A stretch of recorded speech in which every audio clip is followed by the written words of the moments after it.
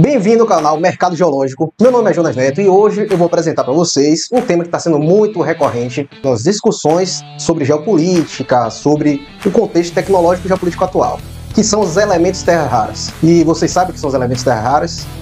No nosso dia a dia, vocês sabem onde eles estão presentes? Né? E a gente vai conversar um pouquinho sobre isso.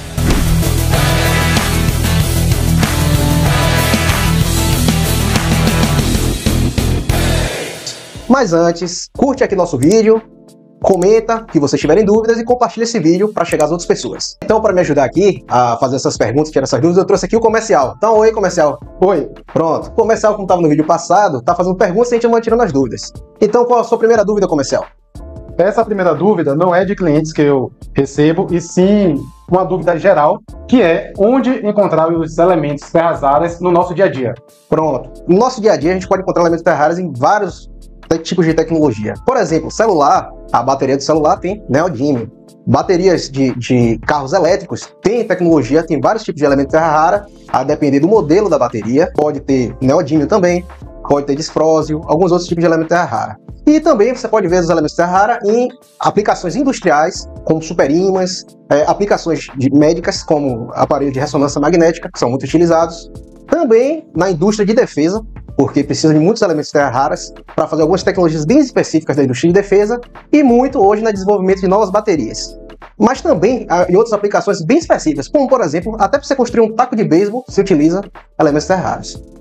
Além de aplicações tecnológicas e avançadas, como baterias de celular, aplicações industriais, aplicações até na indústria aeroespacial de defesa, existem aplicações que vocês olham assim e não sabem que tem um elemento terra rara. Por exemplo, o LED verde precisa de um elemento terra rara para ter aquela cor. Outra coisa muito importante é a presença de alguns tipos de elemento terra rara nas placas solares, para fazer o processo de dopagem e aumentar a capacidade de uma placa solar converter a luz solar em energia elétrica. Então é muito utilizado em vários aspectos do seu dia a dia. Próxima pergunta é: o que são as terras raras? Eu já recebi a pergunta de um cliente perguntando se terras raras realmente é raro. O nome terras raras tem a ver muito com o período que ele foi descoberto esses elementos químicos. Então, os elementos terra raras, eles são os lantanídeos, que vocês podem ver aqui na tabela periódica aqui, e também dois outros elementos, que são o ítrio e os cármio, que eles não estão nos lantanídeos, mas têm um comportamento muito parecido. E o porquê o nome terras raras? De novo, voltando aqui à dúvida. Porque logo quando foi descoberto esses elementos químicos, na Europa, eles eram muito escassos, então era muito difícil conseguir separar esses elementos químicos. Na verdade, eles separavam os óxidos, né, que tinham esses elementos, então era muito raro, então o nome elementos terra raros. Só que atualmente, com a nova tecnologia, alguns elementos são menos raros de você encontrar na Terra. Apesar de não ser comum, não tem tanta dificuldade assim de você encontrar. O difícil é você encontrar com teor comercial viável. Se não são tão raros, onde podemos encontrar?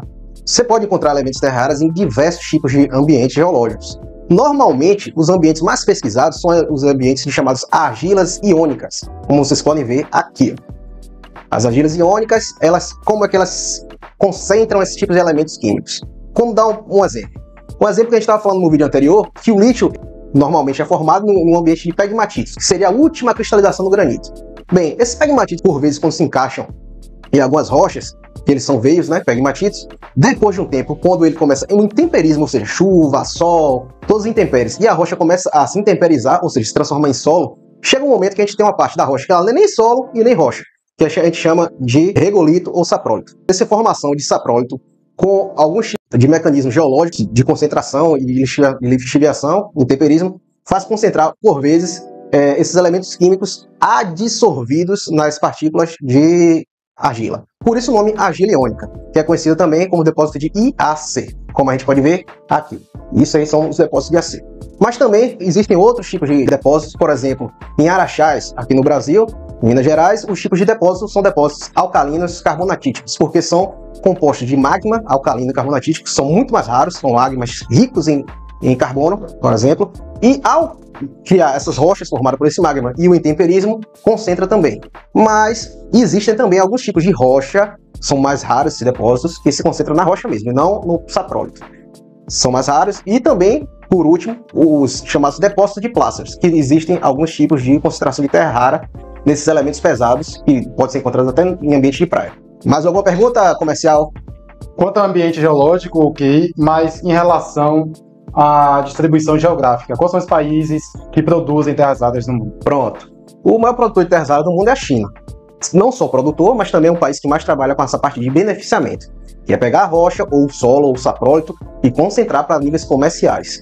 A China em primeiro lugar, e temos também outros países que são muito relevantes, né? Como a Rússia, o nosso Brasil, a Índia também, e algumas vezes até os Estados Unidos, mas a proporção de terras raras que tem nesses países em relação à China, Rússia e Brasil são muito pequenas. Para pincelar aqui, a produção da China corresponde a 60% da extração mundial e 85% do refino. E aí a gente pode emendar quanto a um acordo que saiu recentemente entre Estados Unidos e Ucrânia a respeito da exploração de terras raras. Como você falou da Rússia, que é um país bastante produtor, a Ucrânia também seria? A Ucrânia é muito importante. Existem diversos depósitos de terras raras, principalmente pesados, na Ucrânia. E o mais engraçado, se você for ver a distribuição desses depósitos, uma parte está leste de Kiev, né, nos estados ali leste de Kiev, que a gente chama de Oblast, e também está a oeste. E o principal é uma área de conflito, né, uma área que a Rússia invadiu, né, que a Rússia anexou, que é o Oblast de Donetsk. Lá tem muitos depósitos de terras raras importantes, principalmente terras raras pesadas. Então, a Ucrânia acabou sendo um palco entre Estados Unidos e União Europeia, China e Rússia, na hora de você distribuir quais são os depósitos que cada um vai explorar, quais são os interesses de cada. Então, a Ucrânia deixa também, esse é um dos motivos que é um palco de uma guerra por procuração. A Rússia, ela já conseguiu anexar algumas áreas do Oblast de Donetsk, né, fica a leste, e a oeste de Kiev, que é a capital. Os Estados Unidos, ele agora assinou esse acordo dos minerais críticos, né, que eles chamam de minerais críticos, que inclui as terras raras, principalmente eles. Do lado oeste, os Estados Unidos agora parece que vai dominar, e do lado leste da Ucrânia, a Rússia está dominando. Então, uma guerra fria, né? É uma espécie de guerra fria, onde esses elementos são muito necessários para a indústria bélica e outras indústrias de tecnologia, como, por exemplo, a indústria de inteligência artificial e construção de chips, necessita de alguns elementos de terra rara, mesmo em proporções pequenas, mas precisa. E aí a gente pode emendar com a Groenlândia, que também tem um potencial para terras raras e está sendo um assunto muito discutido porque o presidente dos Estados Unidos disse que ia anexar ao território americano. Pronto. Não entrando nessa parte política, se vai, se não vai, se é certo, se é errado, na Groenlândia existem já alguns depósitos conhecidos de terras raras. Apesar da Groenlândia ser um território pertencente à Dinamarca, onde não foi muito mapeado pela presença muito de gelos permanentes que tem lá, camadas de gelo muito grossas que não se gelam em nenhum momento do ano. Alguns desses depósitos foram mapeados e outros, muita parte do território ainda não foi mapeada. Mas existe sim uma grande quantidade de terras raras leves e pesadas na Groenlândia.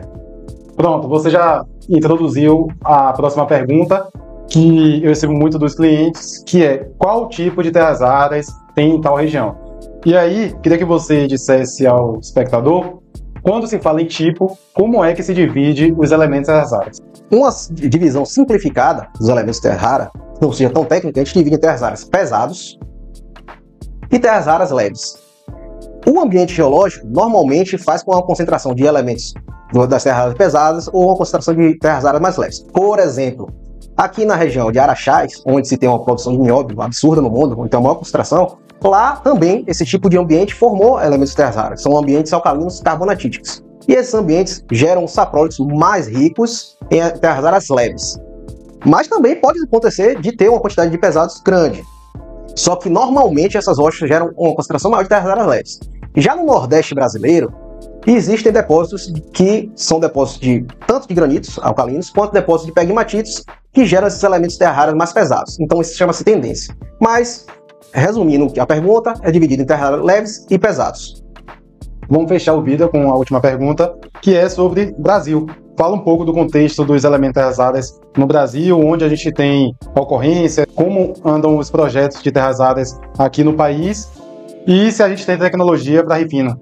Sim, a gente não tem tecnologia para um refino em nível comercial. Algumas tecnologias que o Brasil, né, já implantou são aquele refino inicial. Por quê? Na hora que você cria um projeto desse de terras raras, a concentração na extração daquele saprólito é muito baixa desses elementos. Então tem uma certa concentração inicial na própria planta de mineração, e isso é enviado para os países que têm a maior tecnologia nesse tipo de beneficiamento, por exemplo a China. Quanto ao Brasil, os locais. Um local que é muito conhecido, que tem elementos terras raras, como eu falei, é Araxás, onde tem os maiores depósitos de nióbio descobertos do mundo, né? Onde o Brasil tem 90% da descoberta de nióbio. Apesar do nióbio não ser terra rara e ser considerado um mineral crítico, esse tipo de ambiente, chamado de ambientes alcalinos carbonatíticos, formou esse depósito. Também é conhecido lá em Goiás um tipo de terra rara formados a partir de granitos alcalinos. Também tem outros locais que já tem alguns tipos de projetos que estão entrando em fase já de quase viabilidade, por exemplo, em Rondônia e Roraima, existem vários elementos de terras raras, né, depósitos de elementos de terras raras, relacionados também a esses depósitos alcalino-carbonatíticos. Então, aqui, resumindo, aqui no Brasil tem muita pesquisa nesse tipo de ambiente geológico que já é sabido. Mas existe muito ambiente aqui, muitos locais dando sopa para fazer um projeto de terras raras que não é muito conhecido na mineração brasileira. Como eu falei, no Nordeste brasileiro, existe a possibilidade de vários tipos de depósitos de terras raras, principalmente de granitos alcalinos e pegmatitos encaixados. Se você tem dúvidas sobre quais as tecnologias específicas de cada tipo de elemento químico, terra rara, são gerados, são utilizados, ou então algum tipo de mineração, pesquisa mineral de algum elemento químico específico ou mineral específico, vocês podem deixar aqui no comentário, que a gente vai ler todos os comentários e a gente vai produzir alguns vídeos nos comentários mais pertinentes. Se vocês gostarem desse vídeo, dá uma curtida nele, compartilha com o pessoal e inscreve aqui no canal. Até a próxima. Eu vou olhar todos os comentários e vamos para o próximo vídeo. Valeu!